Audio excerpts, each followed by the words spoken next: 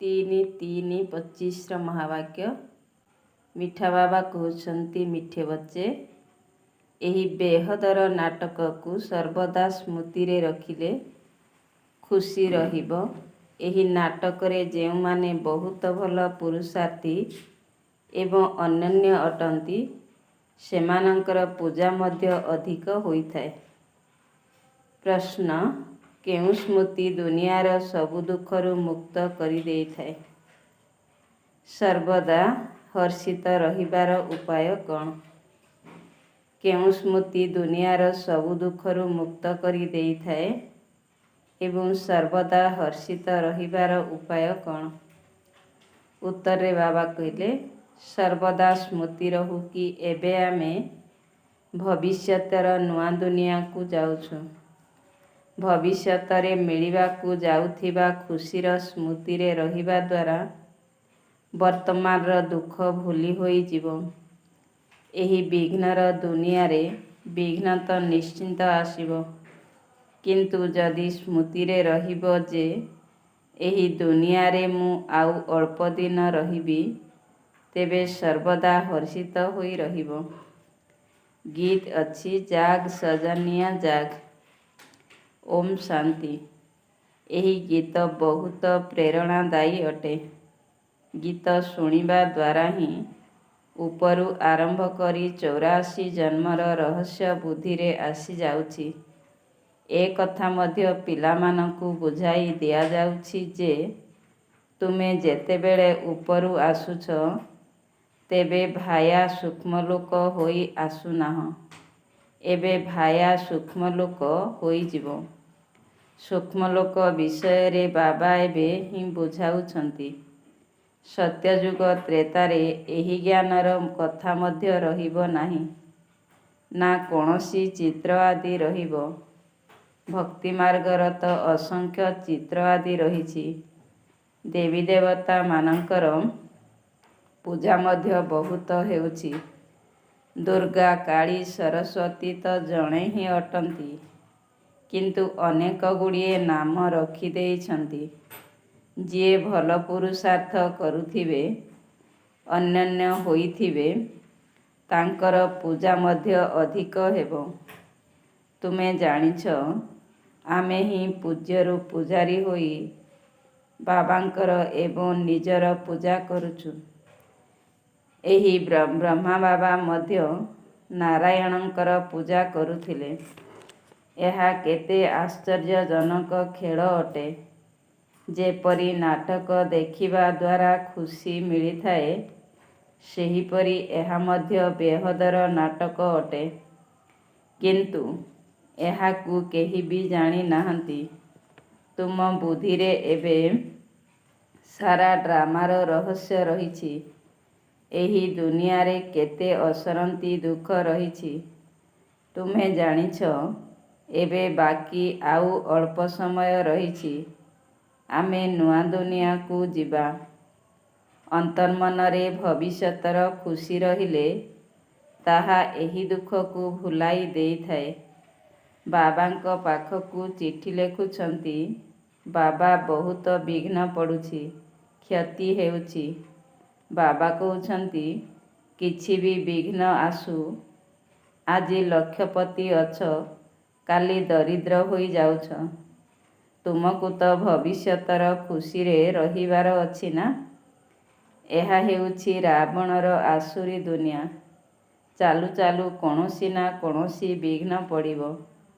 ଏହି ଦୁନିଆ ବାକି ଅଳ୍ପ ଦିନ ରହିଛି। ପୁଣି ଆମେ ଅସରନ୍ତି ସୁଖର ଦୁନିଆକୁ ଯିବା। ବ୍ରହ୍ମା ବାବା କହୁଛନ୍ତି ନା, କାଲି ଶ୍ୟାମଳ ଥିଲି, ଗାଁର ପିଲା ଥିଲି। ଏବେ ବାବା ଆମକୁ ଜ୍ଞାନ ଦେଇ ଗୋରା କରୁଛନ୍ତି। ତୁମେ ଜାଣିଛ ବାବା ବୀଜରୂପ ଅଟନ୍ତି, ସତ୍ୟ ଓ ଚୈତନ୍ୟ ଅଟନ୍ତି। ତାଙ୍କୁ ସୁପ୍ରିମ ଆତ୍ମା କୁହାଯାଉଛି। ସେ ସର୍ବୋଚ୍ଚ ସ୍ଥାନର ନିବାସୀ ଅଟନ୍ତି, ପୁନର୍ଜନ୍ମ ରହିତ ଅଟନ୍ତି। ଆମେ ସମସ୍ତେ ଜନ୍ମ ମରଣ ଚକ୍ରରେ ଆସୁଛେ, କିନ୍ତୁ ସେ ବିଶେଷ କର୍ତ୍ତବ୍ୟ ପାଇଁ ରହିଛନ୍ତି। ତାଙ୍କୁ ତ ଅନ୍ତ ସମୟରେ ଆସି ସମସ୍ତଙ୍କର ସଦ୍ଗତି କରିବାର ଅଛି। ତୁମେ ଭକ୍ତି ମାର୍ଗରେ ଜନ୍ମ ଜନ୍ମାନ୍ତର ଗାୟନ କରି ଆସିଛ। ବାବା, ଆପଣ ଆସିଲେ ଆମେ ଆପଣଙ୍କର ହିଁ ହୋଇଯିବୁ। ମୋର ତ ଏକମାତ୍ର ବାବା ଅଛନ୍ତି, ଅନ୍ୟ କେହି ନାହାନ୍ତି। ଆମେ ବାବାଙ୍କ ସାଥିରେ ହିଁ ଯିବୁ। ଏହା ହେଉଛି ଦୁଃଖର ଦୁନିଆ। ଭାରତ କେତେ ଗରିବ ଅଟେ। ବାବା କହୁଛନ୍ତି, ମୁଁ ଭାରତକୁ ହିଁ ସାଉକାର କରାଇଥିଲି, ପୁଣି ରାବଣ ନର୍କ କରି ଦେଇଛି। ଏବେ ତୁମେ ପିଲାମାନେ ବାବାଙ୍କ ସମ୍ମୁଖରେ ବସିଛ। ଗୃହସ୍ଥ ବ୍ୟବହାରରେ ମଧ୍ୟ ବହୁତ ରହୁଛନ୍ତି। ସମସ୍ତଙ୍କୁ ତ ଏଠାରେ ରହିବାର ନାହିଁ। ଗୃହସ୍ଥ ବ୍ୟବହାରରେ ରୁହ, ଭଲେ ରଙ୍ଗୀନ କପଡ଼ା ପିନ୍ଧ। କିଏ କହୁଛି ଧଳା କପଡ଼ା ପିନ୍ଧିବାକୁ? ବାବା କେବେ କାହାକୁ ଧଳା ପୋଷାକ ପିନ୍ଧିବାକୁ କହିନାହାନ୍ତି। ତୁମକୁ ରଙ୍ଗୀନ ଭଲ ଲାଗୁନାହିଁ, ତେଣୁ ଧଳା ବସ୍ତ୍ର ପିନ୍ଧୁଛ। ଯଦିଓ ଏଠାରେ ତୁମେ ଧଳା ବସ୍ତ୍ର ପିନ୍ଧି ରହୁଛ, କିନ୍ତୁ ଯେଉଁମାନେ ରଙ୍ଗୀନ ବସ୍ତ୍ର ପିନ୍ଧୁଛନ୍ତି, ରଙ୍ଗୀନ ଡ୍ରେସରେ ମଧ୍ୟ ଅନେକଙ୍କର କଲ୍ୟାଣ କରିପାରିବେ। ମାତାମାନେ ନିଜର ପତିଙ୍କୁ ମଧ୍ୟ ବୁଝାଉଛନ୍ତି, ଭଗବାନ ବାଚ୍, ପବିତ୍ର ହେବାକୁ ପଡ଼ିବ। ଦେବତାମାନେ ପବିତ୍ର ଅଟନ୍ତି, ସେଥିପାଇଁ ତ ତାଙ୍କ ପାଖରେ ମୁଣ୍ଡ ନୁଆଉଛନ୍ତି। ପବିତ୍ର ହେବା ତ ଭଲ କଥା ଅଟେ ନା? ଏବେ ତୁମେ ଜାଣୁଛ ସୃଷ୍ଟିର ଅନ୍ତ ହେବ। ଅଧିକ ଧନ କ'ଣ କରିବ? ଆଜିକାଲି କେତେ ଡକାୟତି ହେଉଛି, କେତେ ଲାଞ୍ଚ ଆଦି ନେଉଛନ୍ତି। ବର୍ତ୍ତମାନ ସମୟ ପାଇଁ ଗାୟନ ରହିଛି। କାହାର ମାଟି ତଳେ ଦବି ରହିଲା, ତାଙ୍କର ହିଁ ସଫଳ ହେବ, ଯିଏ ଭଗବାନଙ୍କ ନାମରେ ଖର୍ଚ୍ଚ କରିବେ। ଭଗବାନ ତ ଏବେ ସମ୍ମୁଖରେ ଅଛନ୍ତି।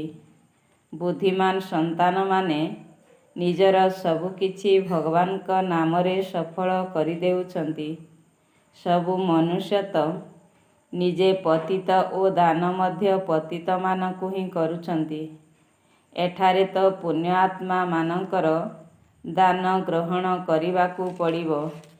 ବ୍ରାହ୍ମଣମାନଙ୍କ ଛଡ଼ା ଆଉ କାହା ସହିତ କୌଣସି ସମ୍ପର୍କ ନାହିଁ।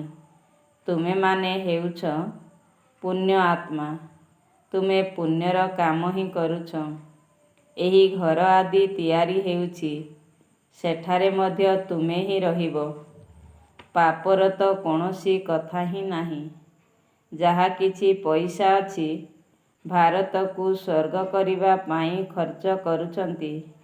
ନିଜ ପେଟକୁ କାଟି ଦେଉଛନ୍ତି ଓ କହୁଛନ୍ତି, ବାବା ଆମର ଗୋଟିଏ ଇଟା ମଧ୍ୟ ଏଥିରେ ଲଗାଇ ଦିଅ, ତେବେ ସେଠାରେ ଆମକୁ ମହଲ ମିଳିଯିବ।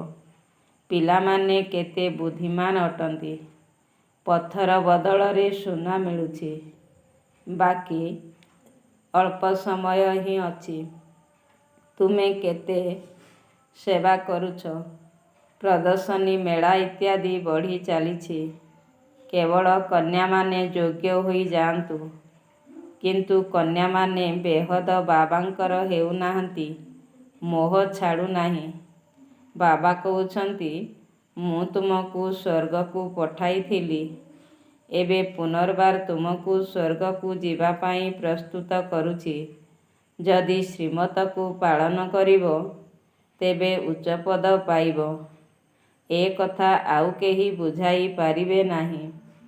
ସାରା ସୃଷ୍ଟିର ଚକ୍ର ତୁମର ବୁଦ୍ଧିରେ ଅଛି। ମୂଳବତନ, ସୂକ୍ଷ୍ମବତନ ଓ ସ୍ଥୂଳବତନ।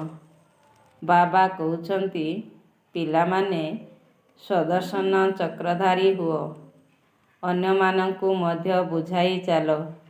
ଏହି ଧନ୍ଦା ଦେଖ କିପରି ନିଜକୁ ମଧ୍ୟ ଧନବାନ, ସ୍ୱର୍ଗର ମାଲିକ ହେବାକୁ ପଡ଼ିବ, ଅନ୍ୟମାନଙ୍କୁ ମଧ୍ୟ କରାଇବାକୁ ହେବ। ବୁଦ୍ଧିରେ ଏହା ହିଁ ରହିବା ଉଚିତ। କାହାକୁ କିପରି ରାସ୍ତା ବତାଇବୁ, ଡ୍ରାମା ଅନୁସାରେ ଯାହା ବିତିଗଲା ତାହା ହେଉଛି ଡ୍ରାମା। ସେକେଣ୍ଡକୁ ସେକେଣ୍ଡ ଯାହା ହୋଇ ଚାଲିଛି ତାକୁ ଆମେ ସାକ୍ଷୀ ହୋଇ ଦେଖୁଛୁ। ପିଲାମାନଙ୍କୁ ବାବା ଦିବ୍ୟ ଦୃଷ୍ଟି ଦ୍ୱାରା ସାକ୍ଷାତକାର ମଧ୍ୟ କରାଉଛନ୍ତି। ଆଗକୁ ଗଲେ ତୁମେ ବହୁତ ସାକ୍ଷାତକାର କରିବ। ମନୁଷ୍ୟ ଦୁଃଖରେ ତ୍ରାହି ତ୍ରାହି କରିବେ। ତୁମେ ଖୁସିରେ ତାଳି ବଜାଉଥିବ। ଆମେ ମନୁଷ୍ୟରୁ ଦେବତା ହେଉଛୁ। ତେବେ ନିଶ୍ଚିନ୍ତ ନୂଆ ଦୁନିଆ ଦରକାର। ସେଥିପାଇଁ ଏହି ବିନାଶ ଅପେକ୍ଷା କରି ରହିଛି। ଏହା ତ ଭଲ କଥା ଅଟେ ନା? ଲୋକମାନେ ଭାବୁଛନ୍ତି ପରସ୍ପର ସହିତ ଲଢ଼େଇ ନ ହେଉ, ଶାନ୍ତି ହୋଇଯାଉ ବାସ୍। କିନ୍ତୁ ଏହା ତ ଡ୍ରାମାରେ ନିର୍ଦ୍ଧାର୍ଯ୍ୟ ରହିଛି। ଦୁଇ ମାଙ୍କଡ଼ ଲଢ଼ିଲେ ଲହୁଣୀ ମଝିରେ ତୃତୀୟ ଜଣକୁ ମିଳିଗଲା। ତେଣୁ ଏବେ ବାବା କହୁଛନ୍ତି ମୋତେ ମନେ ପକାଅ ଏବଂ ସମ୍ପତ୍ତିକୁ ବାବା କହୁଛନ୍ତି ମୋତେ ମନେ ପକାଅ ଏବଂ ସମସ୍ତଙ୍କୁ ରାସ୍ତା ବତାଅ। ତୁମର ରହିବା ଏବଂ ଖାଇବା ମଧ୍ୟ ସାଧାରଣ ହେବା ଉଚିତ। କେବେ କେବେ ପିଲାମାନଙ୍କୁ ଭଲ ଖାଇବା ପିଇବାକୁ ଦେଇ ଖୁସି ମଧ୍ୟ କରାଯାଏ। ଯେଉଁ ଭଣ୍ଡାରରୁ ଖାଉଛନ୍ତି କହୁଛନ୍ତି ବାବା ଏସବୁ ଆପଣଙ୍କର ଅଟେ।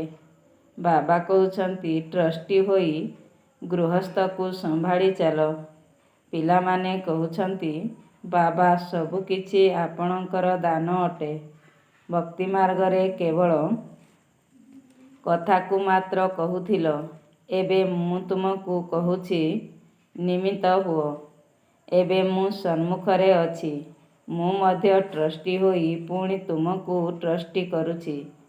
ଯାହା କିଛି କରୁଛ ବାବାଙ୍କୁ ପଚାରିକି କର।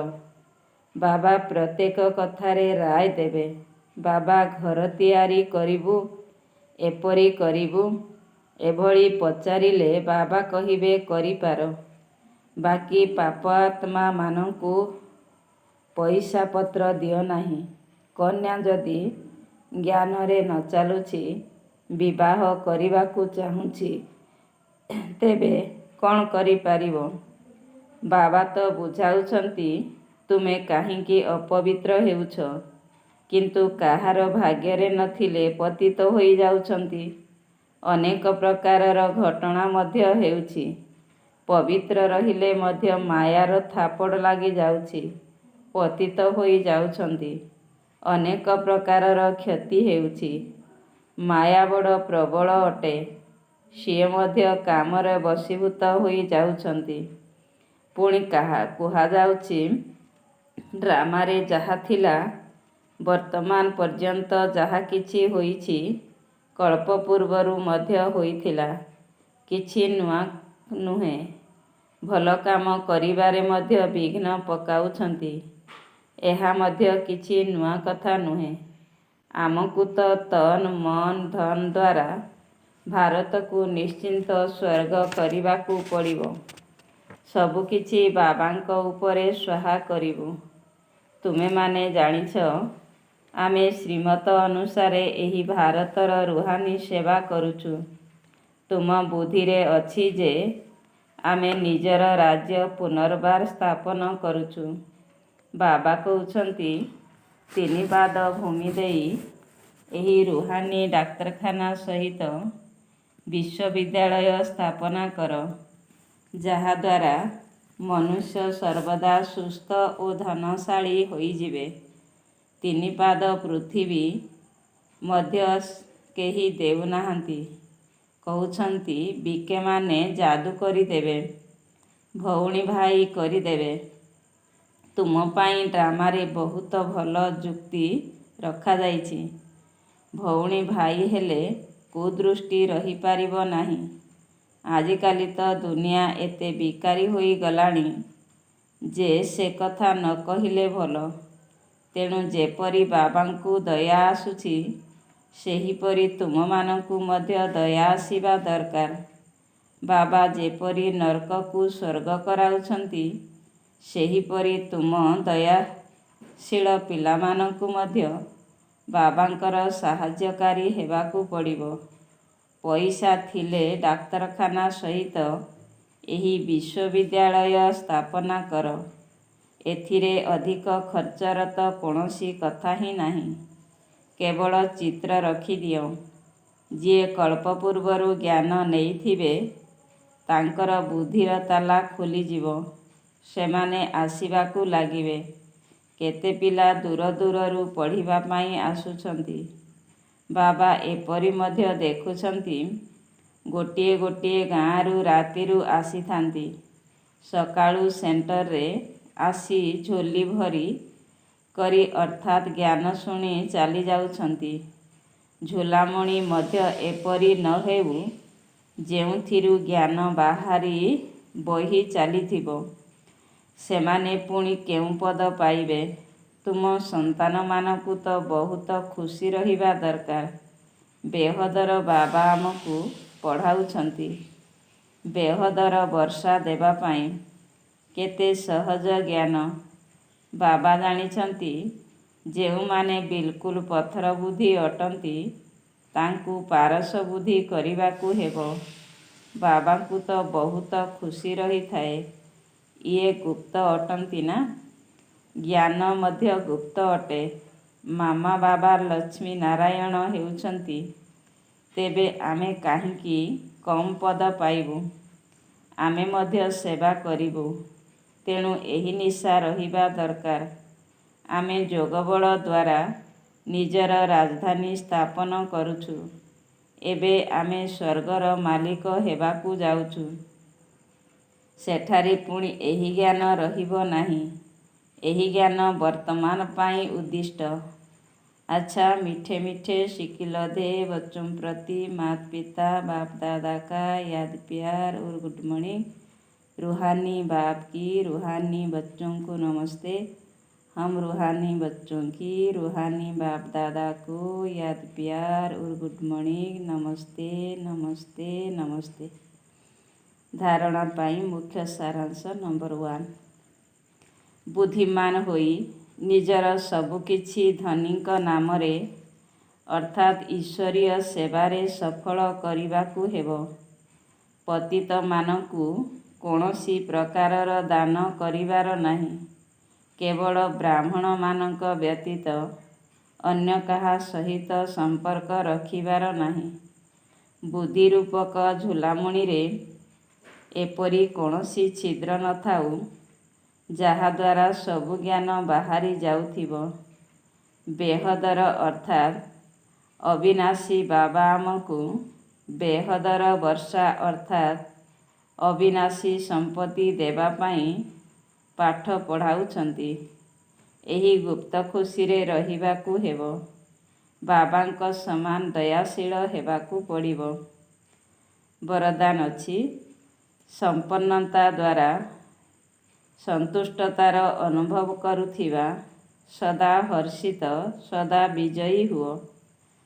ସମ୍ପନ୍ନତା ଦ୍ୱାରା ସନ୍ତୁଷ୍ଟତାର ଅନୁଭବ କରୁଥିବା ସଦା ହର୍ଷିତ ସଦା ବିଜୟୀ ହୁଅ। ଯିଏ ସର୍ବ ସମ୍ପତ୍ତିରେ ସମ୍ପନ୍ନ ସେ ହିଁ ସଦା ସନ୍ତୁଷ୍ଟ ଅଟେ। ସନ୍ତୁଷ୍ଟତାର ଅର୍ଥ ହେଲା ସମ୍ପନ୍ନତା।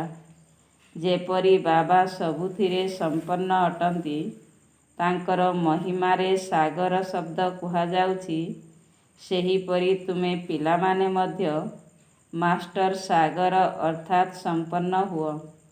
ତାହାହେଲେ ସର୍ବଦା ଖୁସିରେ ନାଚିବାକୁ ଲାଗିବ। ତୁମ ଭିତରେ ଖୁସି ବ୍ୟତୀତ ଅନ୍ୟ କିଛି ଆସିପାରିବ ନାହିଁ। ନିଜେ ସମ୍ପନ୍ନ ହୋଇଥିବା କାରଣରୁ କେବେ ବି କାହା ଉପରେ ବିରକ୍ତ ହେବ ନାହିଁ। କୌଣସି ପ୍ରକାରର ଅଡ଼ୁଆ ପରିସ୍ଥିତି ବା ବିଘ୍ନ ଖେଳ ଭରି ଅନୁଭବ ହେବ। ସମସ୍ୟାଗୁଡ଼ିକ ମନୋରଞ୍ଜନର ସାଧନ ହୋଇଯିବ। ନିଶ୍ଚୟ ବୁଦ୍ଧି ହୋଇଥିବା କାରଣରୁ ସଦା ହର୍ଷିତ ହୋଇ ରହୁଥିବେ ଏବଂ ବିଜୟୀ ହେଉଥିବେ। ସ୍ଲୋଗାନ ଅଛି, ସମ୍ବେଦନଶୀଳ ପରିସ୍ଥିତିଗୁଡ଼ିକରେ ବିଚଳିତ ହୁଅ ନାହିଁ। ସେଥିରୁ ଶିକ୍ଷା ଗ୍ରହଣ କରି ନିଜକୁ ପରିପକ୍ୱ କର। ମାତେଶ୍ୱରୀଙ୍କର ଅନମୋଲ ମହାବାକ୍ୟ। ପରମାତ୍ମା ଗୁରୁ, ଶିକ୍ଷକ ଏବଂ ପିତାଙ୍କ ରୂପରେ ଭିନ୍ନ ଭିନ୍ନ ସମ୍ବନ୍ଧର ସମ୍ପତ୍ତି ପ୍ରାପ୍ତ କରାଇଥାନ୍ତି। ଦେଖ, ପରମାତ୍ମା 3 ରୂପ ଧାରଣ କରି ସମ୍ପତ୍ତି ପ୍ରାପ୍ତ କରାଉଛନ୍ତି। ସିଏ ଆମର ପିତା, ଶିକ୍ଷକ ଏବଂ ସଦ୍ଗୁରୁ ମଧ୍ୟ ଅଟନ୍ତି। ତେବେ ପିତାଙ୍କ ସହିତ ପିତାଙ୍କର ସମ୍ବନ୍ଧ, ଶିକ୍ଷକଙ୍କ ସହିତ ଶିକ୍ଷକଙ୍କର ସମ୍ବନ୍ଧ ଏବଂ ଗୁରୁଙ୍କ ସହିତ ଗୁରୁପଣିଆର ସମ୍ବନ୍ଧ ରହିଛି। ଯଦି ବାବାଙ୍କୁ ଛାଡ଼ପତ୍ର ଦେଇଦେବ, ତେବେ ସମ୍ପତ୍ତି କିପରି ମିଳିବ? ଯେତେବେଳେ ପାସ୍ ହୋଇ ଶିକ୍ଷକଙ୍କ ଠାରୁ ସାର୍ଟିଫିକେଟ୍ ନେବ, ତେବେ ଶିକ୍ଷକଙ୍କର ସଙ୍ଗ ମିଳିବ। ଯଦି ବାବାଙ୍କର ଆଜ୍ଞାକାରୀ ବିଶ୍ୱସ୍ତ ହୋଇ ତାଙ୍କର ଶ୍ରୀମତ ଅନୁସାରେ ନ ଚାଲିବ, ତେବେ ଭବିଷ୍ୟତ ପ୍ରାରବ୍ଧ ଜମା ହୋଇ ପାରିବ ନାହିଁ। ପୁଣି ସମ୍ପୂର୍ଣ୍ଣ ସଦ୍ଗତି ମଧ୍ୟ ପ୍ରାପ୍ତ କରିପାରିବ ନାହିଁ ଏବଂ ବାବାଙ୍କଠାରୁ ପବିତ୍ରତାର ସମ୍ପତ୍ତି ମଧ୍ୟ ନେଇପାରିବ ନାହିଁ। ପରମାତ୍ମା ପ୍ରତିଜ୍ଞା କରୁଛନ୍ତି ଏବଂ କହୁଛନ୍ତି, ଯଦି ତୁମେ ବହୁତ ଭଲ ଭାବରେ ପୁରୁଷାର୍ଥ କରିବ, ତେବେ ମୁଁ ତୁମକୁ 100 ଗୁଣା ଫାଇଦା କରାଇଦେବି। କେବଳ ନାମକୁ ମାତ୍ର ନୁହେଁ, କିନ୍ତୁ ତାଙ୍କ ସହିତ ଗଭୀର ସମ୍ବନ୍ଧରେ ମଧ୍ୟ ରହିବା ଆବଶ୍ୟକ। ଅର୍ଜୁନଙ୍କୁ ମଧ୍ୟ ହୁକୁମ କରିଥିଲେ କି ସମସ୍ତଙ୍କୁ ମାର, କିନ୍ତୁ ନିରନ୍ତର ମୋତେ ମନେ ପକାଅ। ପରମାତ୍ମା ତ ସମର୍ଥ ଅଟନ୍ତି, ସର୍ବଶକ୍ତିମାନ ଅଟନ୍ତି। ସିଏ ନିଜର ପ୍ରତିଜ୍ଞାର ରକ୍ଷା ଅବଶ୍ୟ କରିବେ। କିନ୍ତୁ ଯେତେବେଳେ କରିବେ, ଯେତେବେଳେ ତୁମେମାନେ ମଧ୍ୟ ବାବା କହୁଛନ୍ତି, କିନ୍ତୁ ସେତେବେଳେ କରିବେ ଯେତେବେଳେ ତୁମେମାନେ ମଧ୍ୟ ତାଙ୍କ ସହିତ ସମ୍ବନ୍ଧ ରକ୍ଷା କରିବ। ଯଦି ଚାରିଆଡ଼ୁ ବୁଦ୍ଧିକୁ ସାଉଁଟି ଆଣି କେବଳ ପରମାତ୍ମାଙ୍କ ସହିତ ଯୋଡ଼ିବ, ତେବେ ଯାଇ ସମ୍ପୂର୍ଣ୍ଣ ସମ୍ପତ୍ତି ପ୍ରାପ୍ତ ହେବ। ଅବ୍ୟକ୍ତ ଇସାରା। ସତ୍ୟତା ଏବଂ ସଭ୍ୟତା ରୂପୀ ସଂସ୍କୃତିକୁ ଆପଣାଅ। 3 ନମ୍ବର ପଏଣ୍ଟ। ଜୋରରେ ଆସି ଯଦି କେହି ସତ୍ୟକୁ ସିଦ୍ଧ କରୁଅଛି, ତେବେ ନିଶ୍ଚିତ ରୂପେ ସେଥିରେ କିଛି ନା କିଛି ଅସତ୍ୟ ସମାହିତ ହୋଇ ରହିଛି। କେତେକ ସନ୍ତାନମାନଙ୍କର ଏପରି ଭାଷା ହୋଇଗଲାଣି, ମୁଁ ସମ୍ପୂର୍ଣ୍ଣ ସତ୍ୟ କହୁଛି, ଶତକଡ଼ା 100% କହୁଛି, କିନ୍ତୁ ସତ୍ୟକୁ ସିଦ୍ଧ କରିବାର ଆବଶ୍ୟକତା ହିଁ ନାହିଁ। ସତ୍ୟ ଏପରି ସୂର୍ଯ୍ୟ ଯେ ତାହା କେବେ ଲୁଚି ରହିପାରିବ ନାହିଁ। ଭଲେ କେତେ ବି ବାଧାବିଘ୍ନ ଆସୁ, କିନ୍ତୁ ସତ୍ୟତାର ପ୍ରକାଶ କେବେ ଲୁଚି ପାରିବ ନାହିଁ। ସଭ୍ୟତାପୂର୍ବକ ବାକ୍ୟ, ସଭ୍ୟତାପୂର୍ବକ ଚଳଣି, ଏହିଥିରେ ହିଁ ସଫଳତା ହୋଇଥାଏ। ଆଚ୍ଛା, ଓମ୍ ଶାନ୍ତି।